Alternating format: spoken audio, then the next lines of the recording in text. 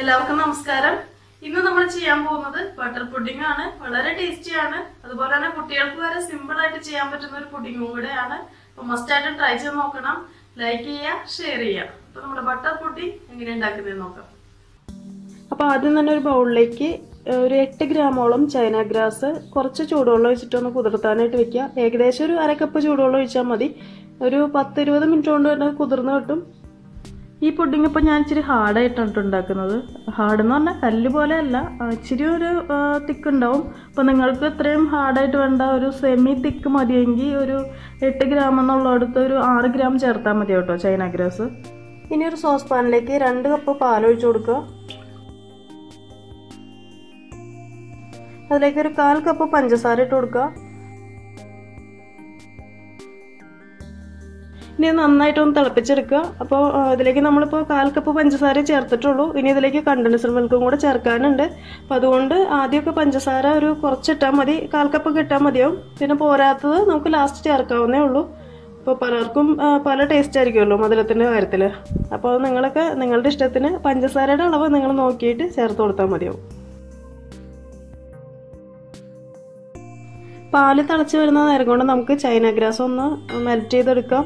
അപ്പോൾ ഒരു പാൻ വെക്കുക. അതിലേക്ക് നമുക്കൊരു അര കപ്പ് വെള്ളം ഒഴിച്ച് കൊടുക്കുക. എന്നിട്ട് നമ്മുടെ ചൈന ഗ്രാസ് അതിലേക്ക് ഇട്ടിട്ട് ഒന്ന് മെൽറ്റ് ചെയ്തെടുക്കുക.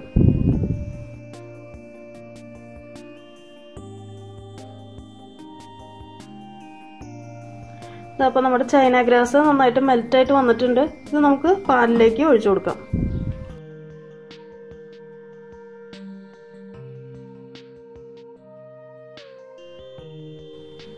ഇനി ഇതിലേക്ക് നമുക്കൊരു 1/4 കപ്പ് കണ്ടൻസ്ഡ് മിൽക്ക് ഒഴിച്ചു കൊടുക്കാം.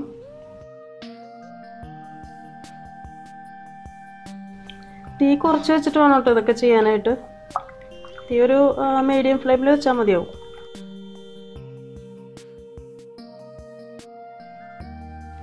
ഇനി ഇതിലേക്ക് നമുക്കൊരു 80 ഗ്രാം ബട്ടർ ഒഴിച്ചു കൊടുക്കാം.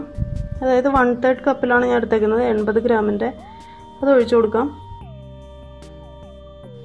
അതിൻ്റെ കൂടെ 1 ടീസ്പൂൺ വാനില എസൻസും കൂടെ ചേർത്ത് കൊടുക്കുക. നന്നായിട്ടൊന്ന് മിക്സ് ചെയ്തെടുക്കുക.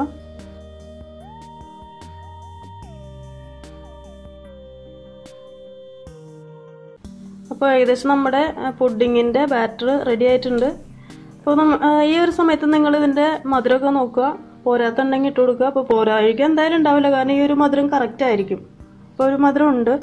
അപ്പോൾ ഇനി ഇതിൽ കുറയ്ക്കാനായിട്ട് നിൽക്കണ്ട കേട്ടോ. ഈ ഒരു മധുരം ചേർത്ത് വെക്കുക. കാരണം ഇനി പുഡിംഗ് ആയിട്ട് വരുമ്പോൾ മധുരം ഉണ്ടാവില്ല കുറച്ച് കഴിഞ്ഞ് കഴിഞ്ഞാൽ.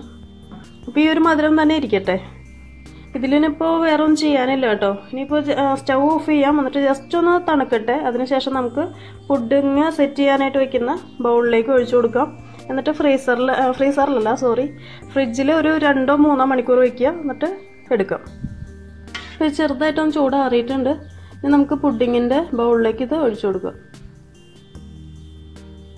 ഏത് മോഡലിലെ ബൗളിലേക്ക് വേണമെങ്കിലും ഒഴിക്കാം കേട്ടോ.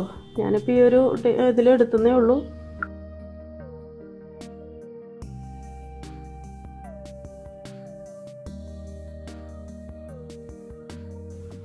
ഇതുപോലെ ബബിൾസൊക്കെ ഉണ്ടെങ്കിൽ ഒന്ന് പൊട്ടിച്ചളയാം കേട്ടോ. അതല്ലെങ്കിൽ അതുപോലെ തന്നെ നിൽക്കും. അത് തണുത്ത് വന്നാലും.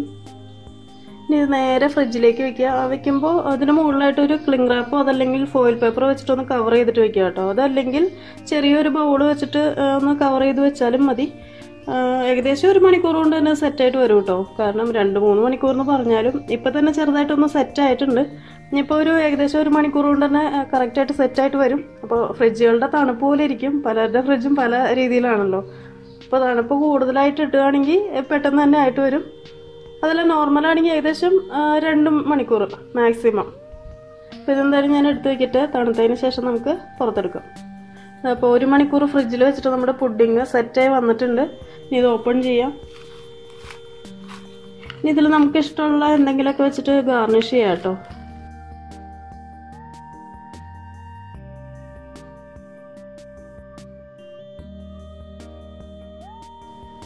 അങ്ങനെ നമ്മുടെ ബട്ടർ പുഡിങ് റെഡി ആയിട്ടുണ്ട്. ഇത് കുട്ടികൾക്ക് വരെ ഈസി ആയിട്ട് ഉണ്ടാക്കാൻ പറ്റുന്ന ഒരു പുഡിംഗ് ആണ് കേട്ടോ. അപ്പോൾ നിങ്ങൾ മസ്റ്റ് ആയിട്ടും ട്രൈ ചെയ്ത് നോക്കണം. അതുപോലെ തന്നെ ഫീഡ്ബാക്ക് അറിയിക്കുക, ലൈക്ക് ചെയ്യുക, ഷെയർ ചെയ്യുക. അപ്പോൾ നമുക്ക് അടുത്ത ദിവസം തന്നെ കാണാം. Thank you for watching tasty spot.